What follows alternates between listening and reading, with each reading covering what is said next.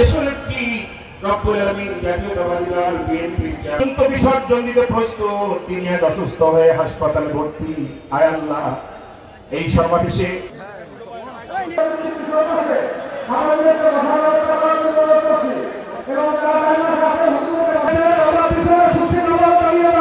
সবাই আমরা আল্লাহর কাছে আমাদের নেত্রীর সুস্থতা, যাতে উনি তাড়াতাড়ি সুস্থ হয়ে উঠতে পারেন, আমাদের মাঝে ফেরত আসতে পারেন, আমাদের দলকে আবার আগের মতন নেতৃত্ব দিতে পারেন, আমরা সেই দোয়া করি।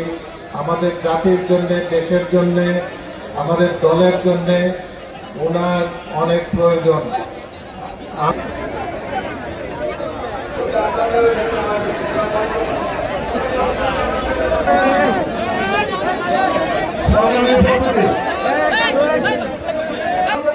সমাজে বাতিল করে